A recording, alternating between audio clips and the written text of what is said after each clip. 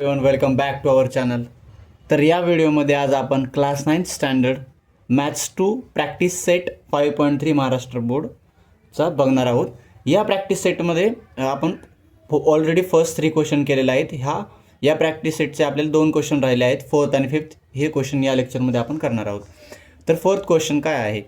Diagonals of a rhombus are 20 centimetre and 21 centimetre respectively. रोम्बसचे 2 डायगोनलची length दिली आहे आपल्याला. Then find the side of a rhombus. तर त्या रोम्बसची आपल्याला साईड फाइंड करायची. And perimeter of rhombus. आणि रोम्बसची साईड भेटली तर रोम्बसची पेरीमीटर आपल्याला इझिली भेटू शकत. तर आपण याची डायग्राम ड्रॉ करून घेऊया. रोम्बसची एक प्रॉपर्टी काय आहे? रोम्बसच्या ऑल साइड्स कशा असतात? इक्वल असतात. तर रोम्बसची हा आपण कन्सिडर केला रोम्बस. त्याला नाव दिलेलं नाही आहे त्यामुळे आपण त्याला नाव देऊ. ठीक आहे. त्याचे डायगोनल्स पण काढून घेऊ. आणि त्याच्या इंटरसेक्शन पॉईंटला आपण काय नाव देऊ? ओ नाव देऊ. तर आपण आता गिव्हनमध्ये लिहू. गिव्हनमध्ये काय आपण काय कन्सिडर करायला? Let quadrilateral ABCD is a rhombus. हा रोम्बस आहे अँड इट्स डायगोनल्स. आणि ह्या रोम्बसचे diagonals intersect at point O. कुठल्या पॉईंटला इंटरसेक्ट करता असं कन्सिडर केलं आपण? ओ पॉईंटला इंटरसेक्ट करता असं. मग देअरफॉर आपण म्हणू शकतो आता इथे 2 डायगोनलच्या लेंथ्स दिल्यात. छोट्या डायगोनलला आपण हा कन्सिडर करू AC डायगोनल आणि मोठा डायगोनल BD. मग आपण AC किती झाला? 20 सेंटीमीटर. इथं डायगोनलची लेंथ दिली आहे. आणि मग BD किती झाला? मग 21 सेंटीमीटर. नंतर टू फाइंडमध्ये आपण लिहिणार आपल्याला काय फाइंड करायचं आहे? साईड. ह्या रोम्बसची साईड फाइंड करायची आहे. रोम्बसच्या ऑल साईड्स कशा असतात? इक्वल. साईड फाइंड करायची. आणि अजून रोम्बसची perimeter of rhombus. Perimeter of rhombus एक साईड भेटली आपल्याला तर रोम्बसचे पेरीमीटर इझिली निघेल. याचं आपण सोल्युशन बघून घेऊ. आता सोल्युशनमध्ये आपण आधी आपल्याला एक साईड माहिती करून घ्यायची आहे. तर आपल्याला पूर्ण डायगोनलची लेंथ दिली आहेत. पूर्ण डायगोनलचा हा पार्ट OC पार्ट किती असेल? हाफ असेल. पूर्ण डायगोनल 20 आहे तर हा किती असेल? 10 असेल. पूर्ण डायगोनल जेवढा असेल तेवढ्याचा BO पार्ट किती असेल? म्हणजे आपल्याला ह्या ट्रायंगलला जर आपण कन्सिडर केलं तर ह्या ट्रायंगलच्या आपल्याला 2 साईड्स माहिती होतील. ही साईड माहिती होईल ह्याच्या हाफ. ही साईड माहिती होईल ह्या डायगोनलच्या हाफ. आणि जर ह्या अँगल आपण 90 प्रूफ केलं तर पायथागोरस थेरमनी हा काय असेल? हायपोटेनियस. मग हायपोटेनियस भेटला म्हणजेच आपल्याला ह्याची रोम्बसची साईड भेटेल. मग रोम्बसची साईड आपल्याला भेटली. मग साईड भेटली तर त्याचे पेरीमीटर पण काढू शकतो. तर आपण ह्या 2 पार्ट्सला आधी फाइंड करून घेऊ. तर आपल्याला माहिती आहे BO इज इक्वल्स टू हा BO BDच्या हाफ असणार आहे. Is equals to half of BD. Reason काय आहे? Diagonals of rhombus bisect each other. ते बायसेक्ट केल्यामुळे डायगोनल्सचे हाफ पार्ट होतात इच अदर. मग देअरफॉर मी म्हणू शकतो BO is equals to half multiplied by BDची लेंथ किती आहे? 21. तर मी ह्याला ॲक्च्युअलमध्ये रिड्यूस न करता ह्याला असंच ठेवणार आहे. 21/2. 21 सेंटीमीटर. ह्याला नाव द्या आपण फर्स्ट. त्याचं रिझन काय आहे तर आपल्याला कॅल्क्युलेशनमध्ये इझी जाईल. पुढे जाऊन आपल्याला स्क्वेअर्स घ्यायचे आहेत नंतर स्क्वेअर रूट करायचे त्याच्यामध्ये हार्ड जाईल त्यामुळे आपण ह्याला असंच ठेवणार आहोत. नेक्स्ट आता आपण BO फाइंड करून घेतला. आता आपण ह्या ट्रायंगलचा विचार करणार आहोत ना त्यामुळे आपण OC पण फाइंड करून घेऊ. OC काय असणार आहे? ACच्या हाफ. सेम CO किंवा CO is half of AC. Again same reason. काय reason? Diagonals of rhombus bisect each other. एकमेकांना काय करतात? ते बायसेक्ट करतात. Therefore CO is equals to half multiplied by AC किती आहे? AC आपल्याला माहिती आहे. AC किती आहे? 20 आहे. 20. ह्याला पण आपण तसंच राहून देणार आहोत. रिड्यूस होतं हे पण ॲक्च्युली त्याला करणार नाही आहेत कारण की पुढं कॅल्क्युलेशनला आपल्याला ते इझी जाईल. आपल्याला आता ओ सी किती आला आहे 20/2 आणि बी ओ किती आला आहे आपला 21/2. आता ट्रायंगलच्या 2 साईड माहिती आहेत. आता ह्या अँगलला जर 90 प्रूफ करू आपण. आता आपण आपल्याला रोम्बसची एक प्रॉपर्टी माहिती आहे. रोम्बसचे डायगोनल्स एकमेकांना परपेंडिक्युलर्स असतात. मग हा अँगल काय होईल 90 होईल. मग तेच आपण लिहू की डायगोनल ए सी परपेंडिक्युलर आहे कुठल्या डायगोनलला, हा डायगोनल बी डी डायगोनलला. याचं रिझन काय परत लिहिणार आपण, diagonals of rhombus are perpendicular to each other. ते एकमेकांना कसे असतात perpendicular.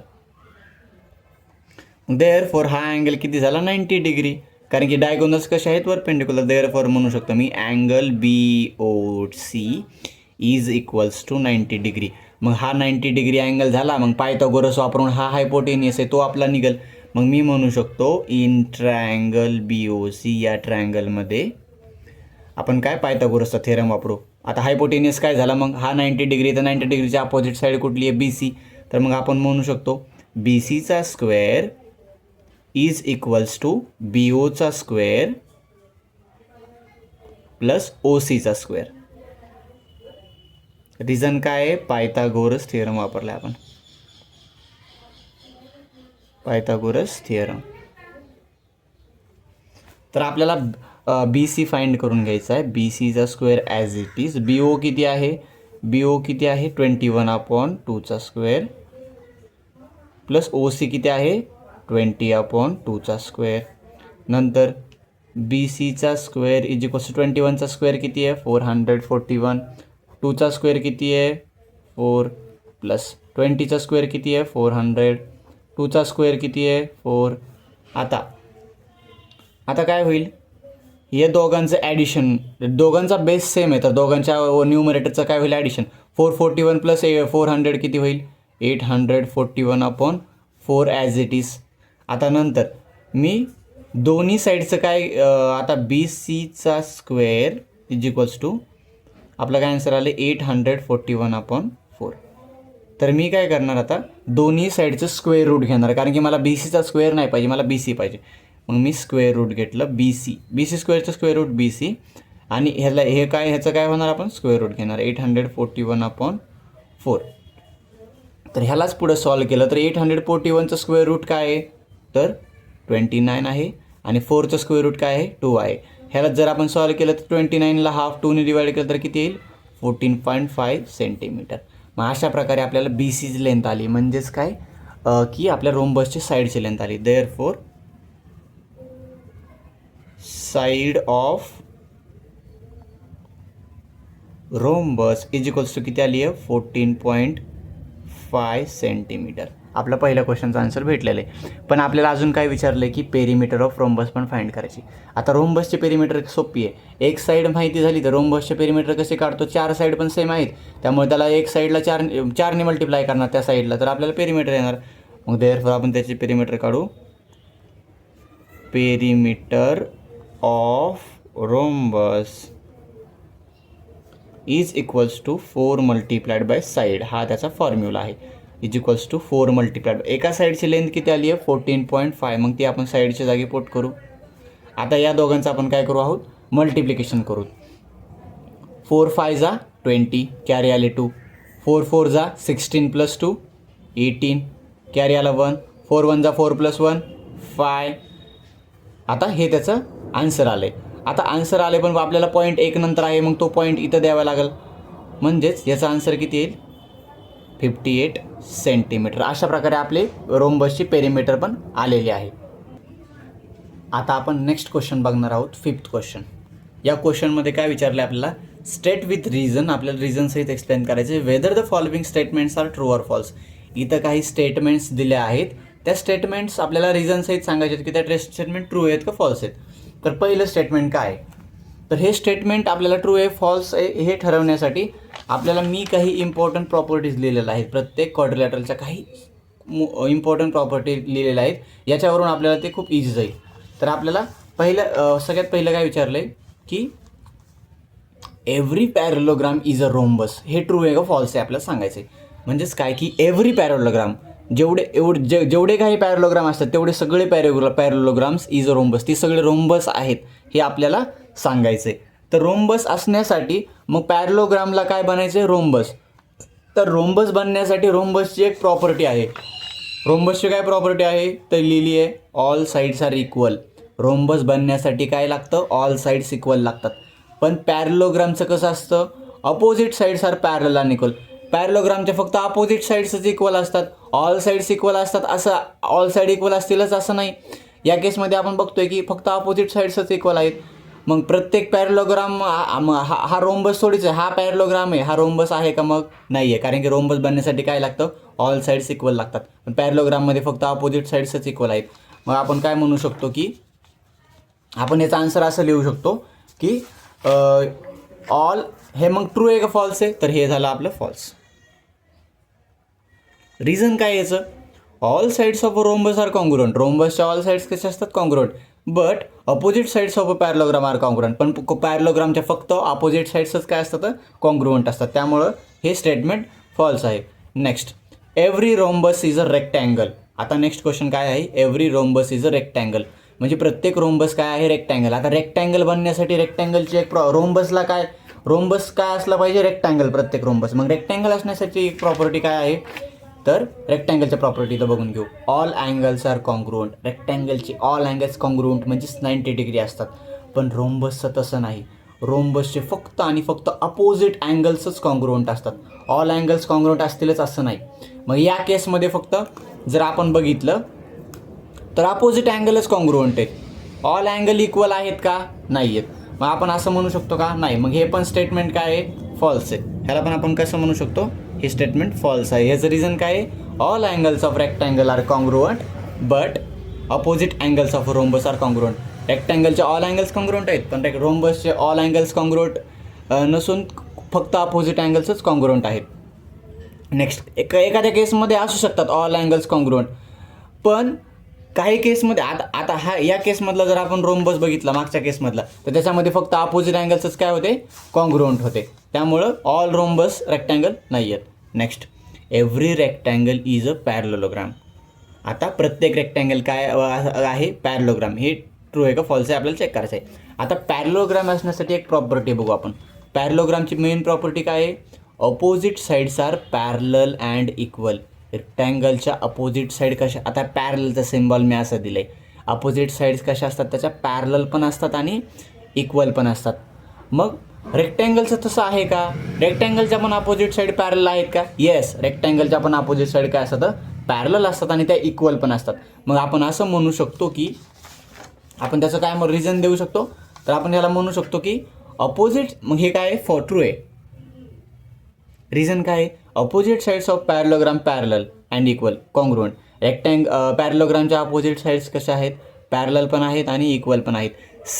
The same is true for rectangle. रेक्टँगलमध्ये पण असंच आहे. तर याला आपण असं, मग त्यामुळे हे स्टेटमेंट ट्रू आहे. नेक्स्ट स्टेटमेंट काय बघू. Every square is a rectangle. प्रत्येक स्क्वेअर काय आहे? रेक्टँगल. आता स्क्वेअरला रेक्टँगल बनायचं असेल तर रेक्टँगलची मेन प्रॉपर्टी काय आहे? ऑल अँगल्स कॉन्ग्रुएंट असावे लागतील. तर स्क्वेअर्समध्ये ऑल अँगल्स कॉन्ग्रुएंट असतात का? Yes. All angles of a square are congruent. मग देअरफॉर मी म्हणू शकतो हे स्टेटमेंट काय आहे? ट्रू आहे. रिझन काय आहे? All angles of rectangle are congruent. रेक्टँगलचे ऑल कॉन्ग्रुएंट असतात. And also all angles of square are congruent. स्क्वेअरचे पण ऑल अँगल्स कॉन्ग्रुएंट असतात. मग जेवढे काही जगामध्ये रेक्टँगल्स असतात जेवढे काही जगात स्क्वेअर आहेत ते सगळे रेक्टँगल्स आहेत. Next, every square is a rhombus. प्रत्येक स्क्वेअर काय आहे? रोम्बस. आता स्क्वेअर म्हणजे जगात जेवढे काही स्क्वेअर्स आहेत ते रोम्बस आहे.